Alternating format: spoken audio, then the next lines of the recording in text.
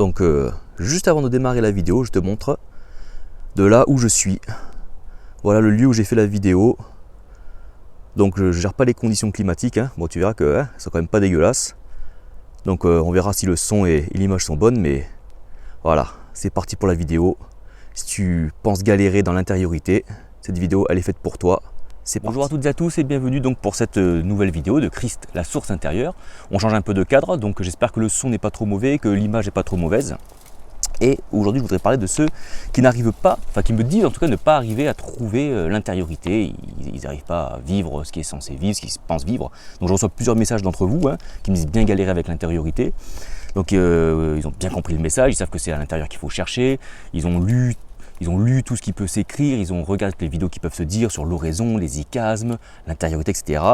Et pourtant, ils n'y goûtent pas intérieurement, ils ne le sentent pas intérieurement. Donc ça creuse, mais ils ont l'impression au final de rien trouver. Et bien cette vidéo, donc, elle est faite pour toi, si tu es dans cette, si tu ressens ça, si tu es dans cette situation-là. Donc avant de penser qu'on ne trouve rien, il faut bien se mettre au clair avec ce que l'on veut trouver, ce que l'on va trouver, ce qu'il y a à trouver en fait. Et donc déjà, le royaume n'est pas quelque chose qui saute aux yeux, dit Jésus, parce qu'il est au-dedans de nous, ça on l'a compris, mais je pense que même à l'intérieur de nous, il n'est pas non plus tape à l'œil, si tu veux. Donc cette période de recherche est souvent appelée désert, et elle n'est pas inutile, elle nous permet, si on veut, d'être à notre écoute et de nous dépolluer, si on veut, de redevenir comme un enfant, de nous déconformer au monde, si on veut. Donc tout d'abord, déconstruire ce que l'on croit être Dieu, ce que l'on croit être le royaume. Et je crois qu'il est possible que même si l'on ne voit rien, ressent rien, Dieu en fait prépare la rencontre finalement dans ce silence. Ensuite, je crois aussi qu'il est possible que l'on vienne avec l'idée, tout à fait compréhensible, aucun jugement de ma part, de vouloir recevoir quelque chose. En fait, on attend quelque chose et on met une forme en plus sur ce qu'on attend. Personnellement, j'avais tellement mis une loupe moi j'avais mis un focus sur mon anxiété que je voyais l'intériorité en fait comme un médicament, comme vraiment un moyen d'échapper à mon anxiété. Cela a même été ma motivation en fait pour faire Capézikia quoi. Je t'avoue avoir été anxieux pendant tout le séminaire au final, tellement j'ai mis le focus dessus. Alors même que j'avais vécu quelque chose avec Dieu très fort en début de séminaire, dès les premiers ateliers. Donc l'intériorité, dès que l'on soit finalement bénéficiaire, après on va vraiment bénéficier de cela dans notre vie, et premièrement une offrande à Dieu, au divin, à la vie. J'offre ma présence, ma conscience à Dieu, au Père qui est en moi, puis oui, puisque c'est une suite logique, mais c'est afin qu'il puisse, lui, s'incarner en moi, se manifester en moi, faire sa volonté.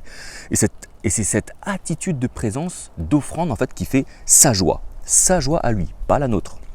Et même si, bien entendu, sa joie sera aussi la nôtre par la suite, parce que l'on vivra cette relation.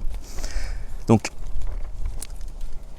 autre chose assez similaire, c'est la recherche de l'expérience surnaturelle. Voilà, on veut du surnaturel, on a envie de vivre quelque chose de surnaturel. C'était aussi mon cas. Pendant 10 ans, Dieu m'a percuté, bougé un peu violemment, avec comme je dis parfois, il m'a mis des coups de pied au cul, si on veut. Comme j'aime le dire, et bien forcément, dans l'intériorité, je pensais normal de vivre cela, que ça allait aussi un petit peu se passer comme ça. Donc je m'attendais, moi, à avoir une vision ou des trucs de fou.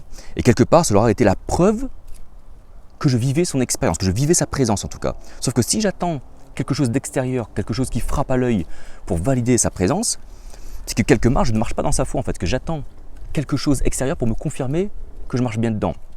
Si on marche vraiment dans sa foi, selon sa foi, je dois être clair qu'il n'y aurait aucun signe, même sans signe en fait, j'avance parce que je suis dans sa foi. Donc avant de faire Capézikia, pendant plusieurs mois, je me suis essayé à l'intériorité, sans résultat visible. J'ai essayé, je faisais tout ce que je pouvais lire, tout ce que je pouvais entendre sur différentes vidéos et tout. Pourtant, Dieu était là, il voyait ma démarche. C'est-à-dire que tout était fait, c'est-à-dire que j'étais là-dedans, mais comme je m'étais fait une image du truc, je passais à côté. Et en fait, j'étais déjà dans la démarche, je faisais déjà sa joie à ce moment-là en fait. Mais je n'en tirais moi aucun bénéfice parce que je passe à côté de ça. Le seul bénéfice que j'ai tiré au final, c'est d'être conscient que ma simple présence intérieure à lui faisait sa joie. Donc ça, je l'avais quelque part dans la caboche, mais c'était pas descendu au niveau du je le vivais pas entre guillemets si tu veux. Et c'est tout. Voilà, je n'ai rien à recevoir d'autre au final, que ce soit des visions du surnaturel, des guérisons, même si c'est des choses que l'on peut vivre évidemment, ce n'est pas ça que l'on va chercher, premièrement. Bien sûr que ça va arriver, on peut le vivre dans l'intériorité, mais ce n'est pas la norme. Voilà. Je vais te raconter une anecdote, il y a déjà 2 ans et demi, j'ai entendu pour la première fois parler de l'intériorité, j'ai fait effectivement je ne sais pas trop comment m'y prendre, hein, mais au final j'avais tellement soif du divin en moi que j'ai vécu quelque chose, j'ai effectivement expérimenté quelque chose de fort et j'ai tout compris de travers. Je me suis mis dedans en fait pendant 2 ans en me retournant un petit peu, en regardant un peu ce que j'ai fait, je suis passé complètement à côté. Et Capesica m'a permis ce petit coup de pouce en fait extérieur parce que je n'arrivais pas à comprendre ça de l'intérieur. Dieu m'a bien montré en moi. Voilà, pour des choses que je ne pourrais pas expliquer, ça n'a pas marché. Donc Dieu il contourne, il passe encore par l'extérieur, il contourne. Hein. Quand il sait que tu cherches, qu'il y a un truc qui bloque, lui il va passer par l'extérieur, il va contourner ça. C'est-à-dire qu'en n'arrivant pas en moi à lâcher certaines choses, par croyance, par ego ou autre, Dieu a contourné ça, il est passé par l'extérieur, en l'occurrence Patrick Fontaine et tous les autres participants, pour me parler. Et après 2-3 mois de séance d'intériorité, que je croyais vaine, sans résultat, j'ai vécu en fait cette rencontre. Et 90% de mes moments d'intériorité, il ne se passe strictement rien.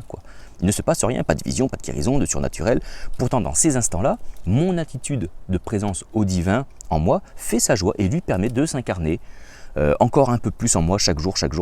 Et je peux voir ensuite les résultats de cette incarnation, non pas dans la séance en elle-même, mais dans le quotidien de ma vie, dans les relations que j'ai, dans les choses qui m'arrivent, dans les épreuves, dans les défis que je peux avoir, dans les rencontres, etc. Je vais te citer un petit passage qui va pouvoir t'encourager. Luc, chapitre 11, versets 5 à 10. Jésus dit « Qui parmi vous a un ami, va vers lui au milieu de la nuit et lui dit « Ami, prête-moi 3 pains. » Oui, un ami est arrivé de voyage chez moi et je n'ai rien à lui servir. Il lui répond de l'intérieur et dit « Ne me tracasse pas, la porte est déjà bouclée, mes enfants sont au lit avec moi, je ne peux me relever pour rien te donner. » Je vous dis, même s'il ne lui donne rien et ne se relève pas parce qu'il est son ami, du fait de son impudence, donc de son insistance, il se réveillera et lui donnera tout ce dont il a besoin. Et moi je vous dis, demandez, il vous sera donné, cherchez, vous trouverez, frappez, il vous sera ouvert. Oui, tout demandeur reçoit, tout chercheur trouve, à tout frappeur il est ouvert. Le milieu de la nuit, c'est la nuit, c'est le noir, c'est un peu le désert que l'on doit un peu traverser en nous si tu veux. Dieu répond lui de l'intérieur. Il finit toujours par ouvrir à celui qui frappe, ne serait-ce que pour son insistance. Tu vois, entre le moment où tu frappes et le moment où il ouvre, il se passe un temps. Peut-être que ce temps, il sert à préparer la rencontre, je ne sais pas. Peut-être que le Père en nous prépare cette fameuse demeure qui est dans les cieux pour nous, je ne sais pas, peut-être. Je sais pas, peut-être. Si tu vis l'intériorité, tu es dans la présence de Dieu. Mais tu peux passer à côté. En fait, tu peux passer à côté de l'expérience de cette vie justement parce que tu cherches une expérience qui ne correspond pas à celle que tu t'es imaginé vivre en fait. En gros, tu ne peux pas ne pas y arriver puisque tu n'as rien à faire, juste à être présent au final. Mais tu peux passer à côté parce que tu t'es imaginé, fabriqué, fait une image d'un ressenti de l'expérience qui au final n'est pas là. Et tu te dis, ça marche pas, alors que si en fait, alors que si. Tout fonctionne. Comme les Juifs ont raté le Messie, parce que le Messie, il ne ressemblait pas au Messie que eux ils attendaient, que eux s'étaient fabriqués que eux s'étaient fait en fait. Donc ne te fabrique pas un Dieu, ni une expérience de sa présence, et tu vivras le divin tout simplement. Et là c'est les paroles d'un galérien qui a cherché, bien creusé, et qui a frappé un bon moment avant de vivre quoi. Donc je t'encourage, continue, tu es sur la bonne voie. Le chemin de toute façon du salut est étroit, donc c'est pas quelque chose à saisir, c'est pas quelque chose c'est une grâce, mais c'est une grâce dont il faut s'approprier, qu'il faut saisir. Voilà. Je te remercie pour ton attention. Je t'invite à liker, à commenter la vidéo, à la partager, à t'abonner à la chaîne si ce n'est pas déjà fait. Et puis je te dis à très bientôt pour d'autres vidéos. Ciao, ciao.